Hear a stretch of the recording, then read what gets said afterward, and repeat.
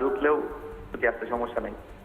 আপনাদের আমাদের বিষয়ও তো যে এত হাজার সৈন্য সীমান্তে রয়েছে, মিসাইল রেডি, পারমাণবিক বোমা রেডি, এই ধরনের অনেক সংবাদ আপনাদের এখান থেকে আমরা পেয়েছি। আমরা তো সেগুলো কোথায় পাচ্ছি না। না, আমি একটা জিনিস বোঝার চেষ্টা করছি। এই পুরো প্রদেশটা, এই বাংলাদেশের যে রাখাইন অঞ্চলটা, এটা যে আরাকান আর্মির দখলে গেছে, এটা কি ফেক নিউজ? এটা তো ফেক নিউজ নয়। কক্সবাজারের যারা মানুষজন তারা বলছেন যে তারা বোমার শব্দে ঘুমাতে পারছেন না, এটাও তো ফেক নিউজ নয়। ভারত যে বাংলাদেশকে স্বাধীন করেছিল, এটাও তো ফেক নিউজ নয়। ইন্দিরা গান্ধীর জন্য যে একটি দেশ তৈরি হয়েছিল, এটাও তো ফেক নিউজ নয়। বোমার শব্দ শুনছে, পাশের দেশে বোমা ফাটালে তো বাংলাদেশ থেকে শোনা যাবে, খুবই স্বাভাবিক। তাই বলে কি বোমাটা বাংলাদেশের ভিতরে আঘাত করেছে?